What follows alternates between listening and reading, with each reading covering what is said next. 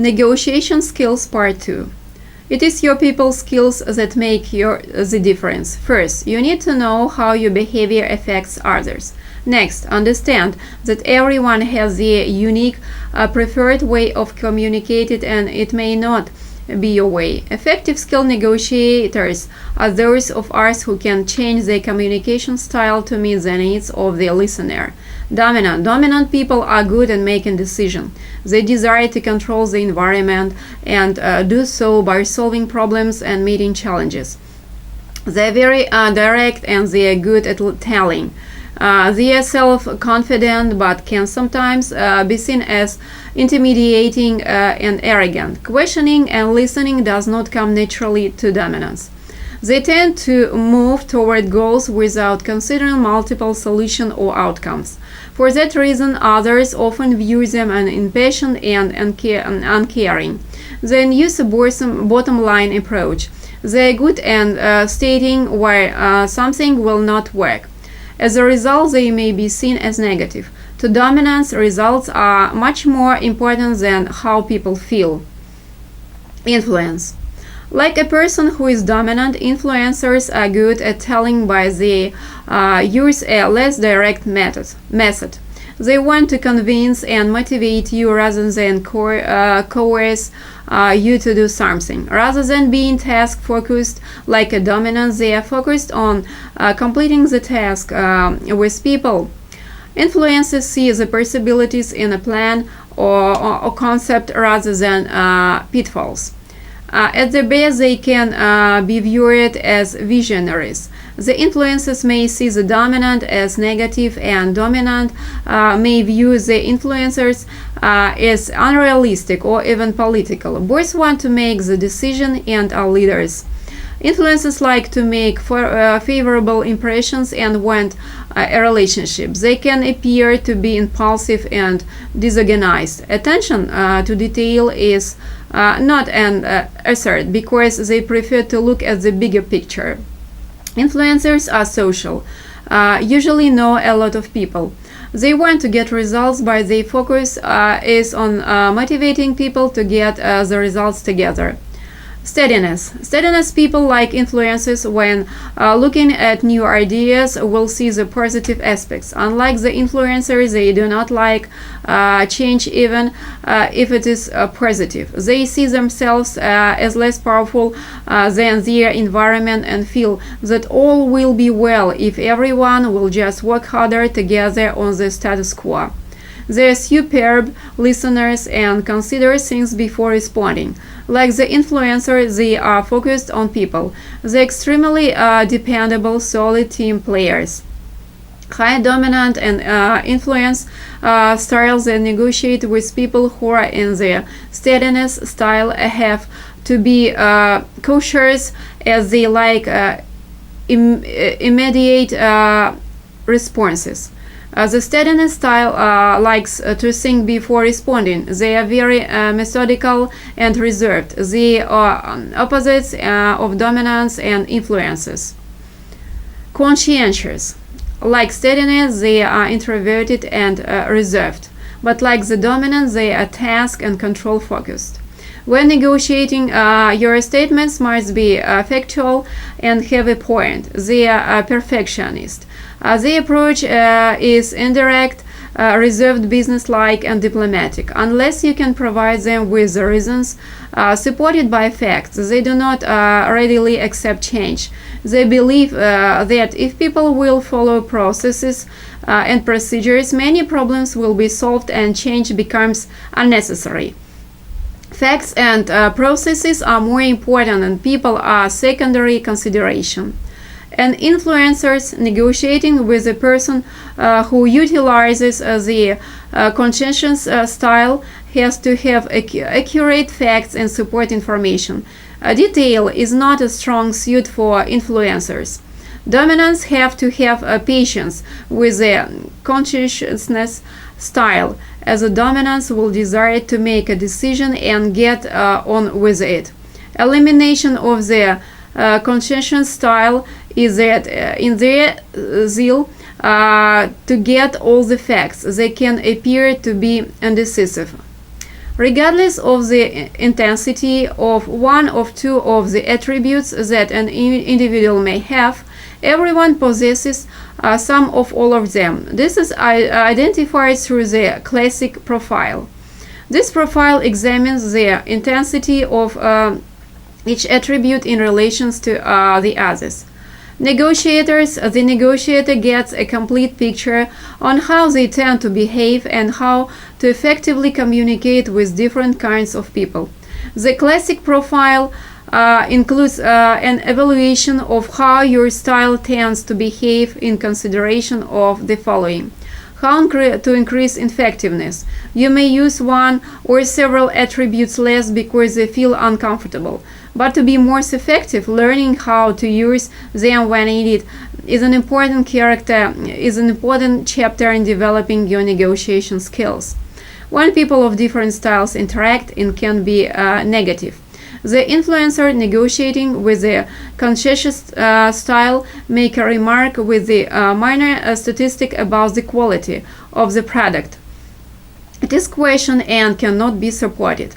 The steadiness style negotiating with a person in the dominant category wants to ponder answer to questions. While thinking, the dominant person begins to talk again, feeling the silence, pushing for an answer or decision. And influencers negotiating with the dominant will answer questions with a story or anecdote rather than using a shorter, direct approach. All of these seemingly small things can become huge in the hands of skills negotiator. To maximize your negotiating skills, gain practice in not only recognizing the styles of others, but also in fully understanding your own tendencies, and being flexible when necessary is vital. Being an effective communicator starts with being an outstanding listener. The most potent negotiating skills is listening. You learn the interest of the other party through listening. Some styles are better at this than others, but the fact is that we are usually not good listeners. Most listen to reply, not to understand. There is a mismatch in communication. Words 7%, tone of voice 38, body language 55. Even good listeners are asking questions and trying to listen to the words. But when there is a incongruence, words only comprise 7% of how we communicate. Communication is 93 nonverbal. It is no wonder that so much gets lost between the speaker's lips and our ears. Nonverbal communication is also important in determining the speaker's style. Use questioning as the first step in learning the interest of the other party as you develop your effective negotiation skills. In order to be effective at asking the questions, three things must take place. Understand where your questions are going. Most people find randomly asked questions to be unnerving, and it makes them distract you. Ask the other party if it's okay with them if you ask questions. Then tell them what information you want to know.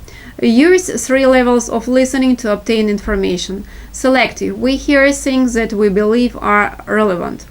Responsive. This allows the other party know that you are indeed paying attention. It involves verbal and physical feedback, nodding or asking. Tell me more about that. Playback. Restrating what you think you heard and asking for confirmation. It's also beneficial to follow up with confirming questions. An example would be, have I gotten everything, or might there be something I missed? As you work through issues in negotiations, playback can also be used as a mini clause, making it more difficult for an issuer to resurface later. I missed that when we talked earlier, we agreed on this.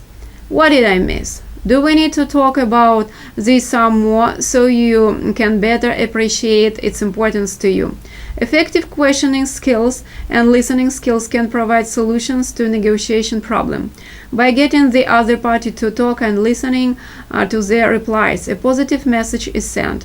This greatly enhances trust and keeps tension low. People will do business with you because you are perceived as trustworthy, an adequate problem solver, adding value to the relationship. Effectively seeking information through questioning skills and listening skills will help build these perceptions. Develop a plan prior to negotiating. When the sellers or buyers were asked on training skills session, it was found that the few people do any in-depth planning before negotiating. They were talking about detailed planning, which involves attempting to determine that the other side may want and try it. Your plan should also include the following. Try to establish the negotiating style of the other party. This helps you to think through how best to communicate and then go through the process of confirming if you were right. If you do not know the other party at all, you will have to make educated guesses, gestures, and adjust as you go. What are all my interests? This is not what you want, but why? Make sure that you scrutinize all of your interests, as there may be more than one. What are interests of the other side? A major part of the negotiation process is determining the other side interest. This goes back to Fisher's definition of negotiation, where some interests are shares and some are in opposition. Opposing interests are what you negotiate. What do I have that I can trade that is of lesser value to me and of higher value to other side? In the give and take phase of the negotiation process, having considered these options ahead of time can make this less stressful. Those with lesser negotiating skills will not have considered this and will want to go through a serious positional compromises. What are 3 options I can implement to move the negotiation from compromising to joint problem solving?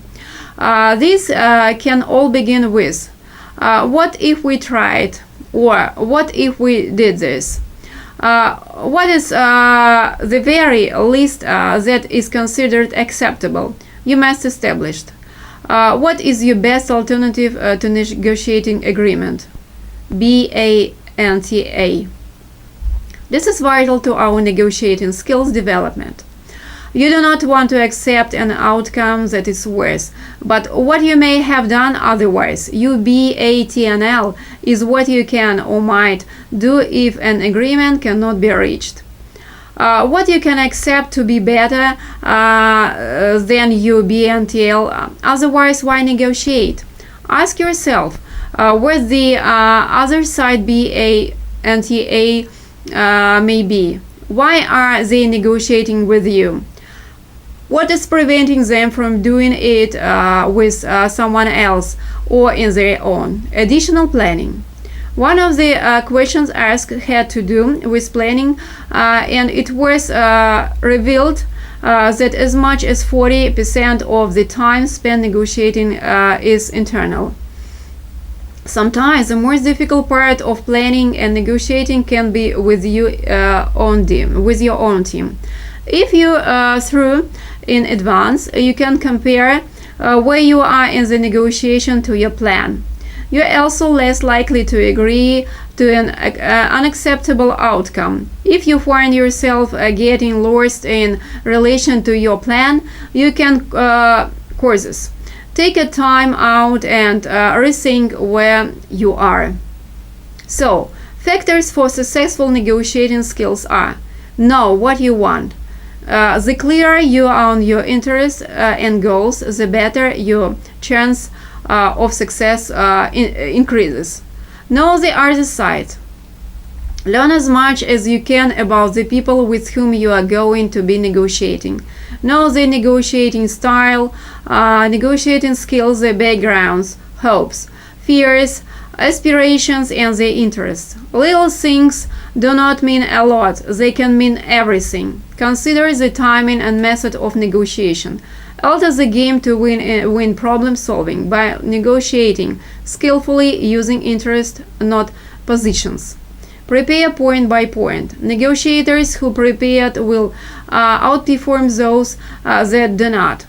Offer benefits for accepting your offer. You are much more likely to close if you present the benefit, the worth in it for them. Test. Frame your negotiation around one or two key points. Keep it as basic as possible by framing and reframing to keep things on tracks and reach agreement more efficiently. Know your BATNA. Your personal power comes from the ability to walk away if you are unable to reach an agreement.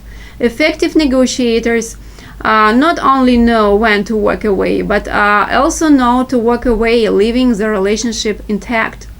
Prepare options for mutual gain. Be creative, find unique ways for both sides to get the interest met. What if we tried this? Listening is the most powerful negotiation skill. It will help you to learn where your interests are shared with the other side, where they are in a position, and get a satisfactory outcome. Use the power of the draft. Always put your negotiated agreements in writing.